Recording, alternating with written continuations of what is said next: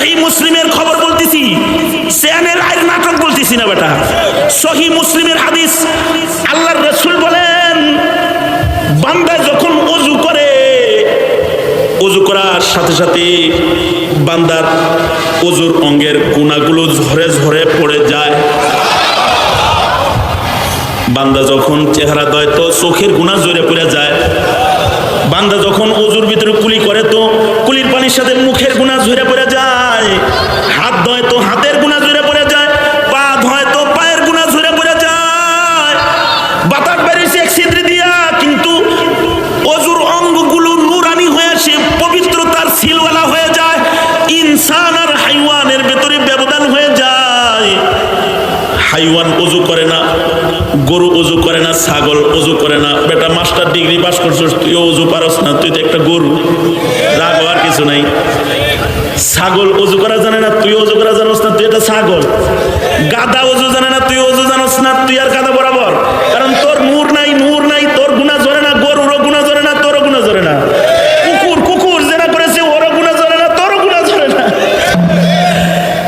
ইনসান আর হাইওয়ানের ভিতরে ফারাক হলো ওযু।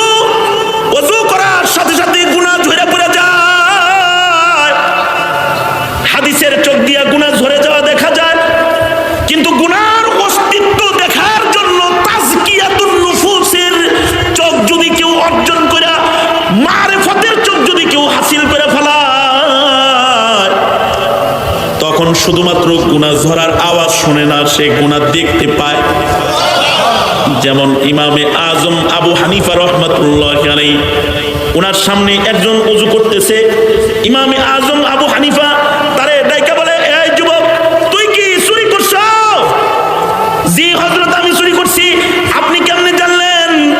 ইমাম বলে, আল্লাহর বান্দা, তোর ওযুর পানির ভিতরে তোর চুরির গুনাহ ঝরে যাইতে দেখছি, তো ভেসে ভেসে গেল দেখছি। আরেক লোক এসে ওযু করতেছে। ইমাম বলে, আল্লাহর বান্দা, ইমামুনা ইমামুদ দুনিয়া, ইমামে আজম আবু হানিফা রাহমাতুল্লাহি আলাইহি, তোমার আমার ইমাম হানাফি মাযহাবের ইমাম নুমান বিন সাহাবেত ইমামে আজম আবু হানিফা কয়, তুই জিনা করছস? যুবকটা বলে, জি হযরত, আমি জিনা করেছি। কিন্তু আমার প্রশ্ন হলো, আমি জিনা করছি আপনি কেমনে জানলেন? আপনি কিভাবে টের পেলেন? ইমামে আজম বলে, আল্লাহর বান্দা, তুই যখন জিনা করে ওযু করছস, তো তোর জিনার যে গুনাহগুলা তোর ওযুর অঙ্গের ভেতরে লেগেছিল, তুই ওযু করার সময় তোর ওই জিনার গুনাহগুলা আমি পানিতে ভেসে ভেসে যেতে দেখেছি। হাদিস শরীফে, মুসলিম শরীফের হাদিসে আছে, আল্লাহর রাসূল বলে, বান্দার এই নাখুন, এই চারির নিচে গুনাহ লাগে লাগে থাকে। যখন ওযু করে কেউ বিসমিল্লাহ বলে আর এই দোয়া পড়ে, আল্লাহুম্মা গফিরলি যামবি ওয়াসি'লি ফি দারি ওয়া বারিক লি ফি রিজকি, ওযুর দোয়া পড়ে পড়ে যখন বান্দা ওযু স্টার্ট দেয়, তো এই চারির নিচের, মুসলিম শরীফের riwayate আছে, চারির নিচের গুনাহ এগুলো ওযুর পানির সাথে ঝরে ঝরে পড়ে যায়। আল্লাহু আকবার, জোরে করে বলো। বিজ্ঞান বলবে পাছা দিয়ে বাতাস বেরিয়েছে, পাছা দাও। আর হাদিস বলে, যেই অঙ্গগুলো গুনায় ব্যবহার হয় ওইগুলা ধোও। ওইগুলা ধুইলে গুনার নাপাক দূর হয়ে ইবাদতের নূর তোমার অঙ্গের ভেতরে লেগে যাবে। যখন তোমার অঙ্গের ভেতরে ইবাদতের নূর লেগে যাবে, আল্লাহর রাসূল বলে, ওই নূর দেখে দেখে নবীজি উম্মতকে লক্ষাধিক নবীর উম্মতের ভেতর থেকে বাছাই করে ওযুর নূর দেখে দেখে নিজের উম্মত বের করে নিয়ে আসবে। আল্লাহু আকবার, জোরে করে বলো। এই যে একটা চোখ, এই চোখ বুদ্ধি দিয়ে অর্জন হয় না, এই চোখ ধর্মের সাধনার দ্বারা অর্জন হয়। এ কারণে আমাদের ধর্মের সাধক যিনি এ ধর্ম নিয়ে এসেছেন, আমাদের ধর্মের নবী যিনি মুহাম্মদুর রাসূলুল্লাহ সাল্লাল্লাহু আলাইহি ওয়াসাল্লাম, তিনি ধর্মের গুণে গুণী হয়ে, তিনি ইলমের গুণে গুণী হয়ে শুধু এই চোখে দেখতেন না, পিছনের চোখেও তিনি দেখতেন। বুখারী শরীফের রিওয়ায়াত, আল্লাহর রাসূল বলে, এই সাহাবীরা, কাতার সোজা করে দাঁড়া, নড়াচড়া করিস না, কিন্তু আমি সামনে যেমন দেখি পিছনে কিন্তু এরকম দেখি। আল্লাহর রাসূল বলে, এই জুতা খোলো, যে নড়াচড়া করস, আমি কিন্তু তো করে পিছনেও দেখি। কিন্তু রাসূল যে পিছনে দেখে, এটা কি এই চোখ দিয়ে দেখে? কথা কস না, এই চোখ দিয়ে দেখে রাসূল। আরে মিয়া, এই চোখ দিয়ে তো চোখের উপরের অংশ দেখা যায় না, এই চোখ দিয়ে চোখের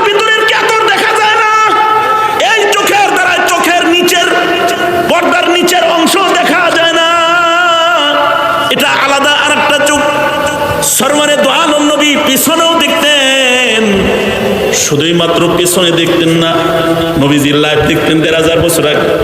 তুমি দেখো জমিনের নিচের লাইফ, আর রসুল দেখতো আসমানের উপরের লাইফ। কোনটার পাওয়ার বেশি বলো? হাদিস শরীফে আছে আল্লাহর রসুল কেবলামুখী হয়ে বসে থাকতেন, আর আল্লাহর রসুলকে আল্লাহ পাক জান্নাত দেখাইতেন, জাহান্নাম দেখাইতেন, সব দেখাইতেন। আল্লাহর রসুল দৌড় দিতেন। সাহাবীরা কয় দৌড় দিলেন কেন?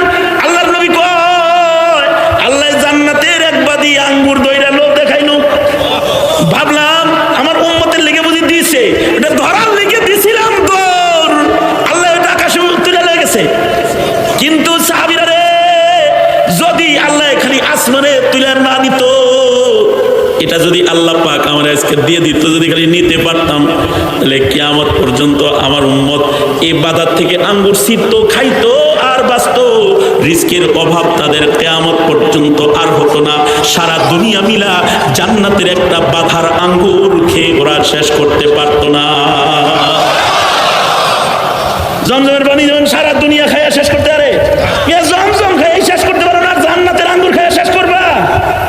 তবে আকল দিয়ে এটা বুঝবে না, যদি না ইলিম দিয়ে না তাকাও, ইলিমের দৃষ্টি দিয়ে যদি না তাকাও, তাহলে বুঝতে পারবে না, দেখতে পাবে না। সরওয়ারে দো আলম নবী আবার পেছনের দিকে দৌড় দিচ্ছেন। সাহাবীরা বলে, ও আল্লাহর নবী পেছনে আসলেন কেন? আল্লাহর রাসূল বলে, জাহান্নামের আগুন দাও দাও করে আল্লাহ পাক আমার সামনে জ্বালায় ধরছে, জাহান্নামে নাকি গুনাহগাররে জ্বালানো হবে এটা দেখছি, ভয়ে পেছনে আসছে। আল্লাহর রাসূল বলেন, লাউ আলিমতুম মা আলামু লা যাহিকতুম কালিলান ওয়া লা বাকাইতুম কাসীরা। ইলমের চোখ দিয়ে, ইলমের কান দিয়ে খালি শুনলা, কিন্তু বসিরতের চোখ দিয়ে তো আমরা দেখতে পারি না। তবে আল্লাহর কিছু কিছু বান্দারা তাদের বসিরত দিয়ে কবরের আযাব শুদ্ধ দেখে ফেলায়, তাদের বসিরতের চোখ দিয়ে তারা কখনো কখনো দূরে দেখে ফেলায়। আল্লাহর রাসূল যেমন দূরে দেখেছেন, মদিনায় বসে রয়েছেন, যুদ্ধের ময়দানে কে শহীদ হইতেছে, রাসূল মদিনায় বসে বসে দেখতেছে। আরেকজন নতুন সেনাপতি হইতেছে, রাসূল দেখতেছে। আবার সে শহীদ হইতেছে, রাসূল মদিনায় বসে বসে দেখতেছে আর বলতেছে, অমুক জান্নাতে গেল, অমুক জান্নাতে গেল, অমুক সেনাপতি হইল। আল্লাহর রাসূল মদিনায় বসে বসে দেখতেছে। রাসূল শুধু দেখে নাই, নবী এই ফরাসাত উম্মতকেও দিয়ে গেছেন। হযরত ওমর মসজিদের নববীর মিম্বরে দাঁড়ায়া 250 মাইল দূরে যুদ্ধেরত হযরত সারিয়াকে চিৎকার করে করে ওমর ডাকতেছে। জুমার নামাজের খুতবা দিতেছেন হযরত ওমর, জুমার নামাজের খুতবারত হযরত ওমর চিৎকার করে ডাক দিতেছেন, ইয়া সারিয়া আল জাবাল, আল জাবাল। গ্রাম্য একজন লাফ দিয়ে ওমরের সামনে দাঁড়ায় বলে, ওমর, সারিয়া মসজিদে নাই, ও তো 250 মাইল দূরে যুদ্ধ করতেছে, ওরে ডাকেন কেন? হযরত ওমর বলে, আমি তো সারিয়ারে স্পষ্ট দেখতেছি, দেখে ডাক দিতেছি। সুবহানাল্লাহ। আরো আস্তে করে বলো, আরো আস্তে করে বলো, আরো আস্তে করে বলো, আরো আস্তে করে বলো, সুবহানাল্লাহ। আমি দেখতেছি, আমি দেখে ডাক দিতেছি। ওই গ্রাম্য লোকটা বলে, ওমর, আপনি দেখতেছেন, সারিয়াও কি শুনবার লাগছে নাকি? সারিয়া কি আপনার ডাক শোনে? লস্করে সারিয়া দেখে মদিনে সে উমর, লস্করে সারিয়া দেখে মদিনে সে উমর, ইস বসিরত কো ওসিউন নজরি कहते हैं। 250 মাইল দূরে উমর দেখতে পায়। ঠাকুর মারজুরির গল্প না, কিন্তু তুমি মনে করো না এটা ঠাকুর মারজুরির গল্প। উমর যে 250 মাইল দূরে দেখতে পায়, এটা শুধু মুসলমান মানে তা না, কাফেররাও মানে, মুশরিকরাও মানে। এ কারণে মুশরিকরা উমরে দেখার জন্য আসতো, ইহুদি নাসারারা উমরে দেখতে আসতো। দেখতে এসে বলতো, এই এই তোমাদের মদিনার ওই খলিফা উমরটা কই? ওরা দেখতে আইছি। তোমরা দেখতে আইছো কেন? ও নাকি এক জায়গায় বসে আর এক জায়গায় দেখে। ও চাকরের পরে বসে আধা জাহান শাসন করে, ওমর ওরে দেখতে এসেছি। ইসলাম সে তো পরশমণি, তারেকে পেয়েছে খুঁজি, পরশে তাহার সোনা হলো যারা, তাদের ওই মোরা বুঝি। ইসলাম সে তো পরশমণি, তারেকে পেয়েছে খুঁজি, পরশে তাহার সোনা হলো যারা, তাদের ওই মোরা বুঝি।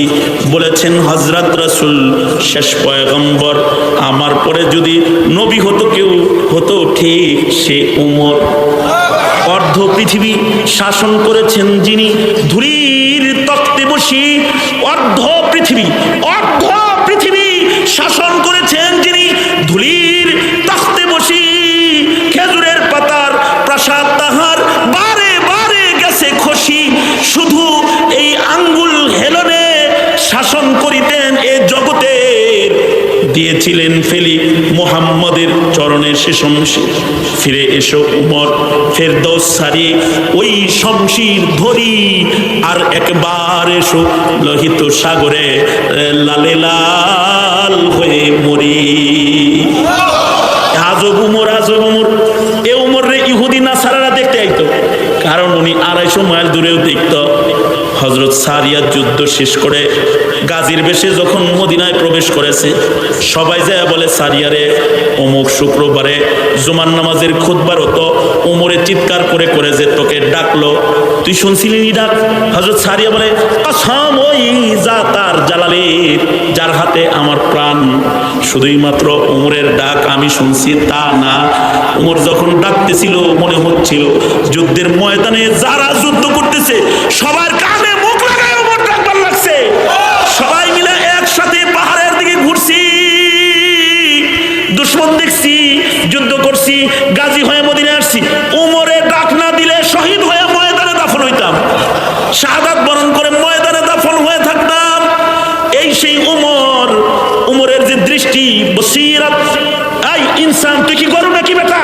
তুই তো ইনসান, তোকে আল্লাহ পাক ইলম দান করেছে, ইলমের আমল দান করেছে, তোকে আল্লাহ এমন বসিরত অর্জন করার যোগ্যতা দান করেছে, তুই জমিনের এক প্রান্তে বসে আর এক প্রান্তে দেখবি এই জমিন তোর জন্য খাটো হবে। হাত্তা কুনতু সামাহু আল্লাযী ইয়াসমাউ বিহি ওয়া বাসারাহু আল্লাযী ইবসিরু বিহি। এ কান তোর পাওয়ারফুল হবে, এ চোখ তোর পাওয়ারফুল হবে, এ হাত তোর পাওয়ারফুল হাতে পরিণত হবে। বসিরত আসবে কিন্তু বুদ্ধি দিয়া আসবে না। বুদ্ধি দিয়া বাতাস বাইরে কি করা লাগে তাও বোঝা যায় না।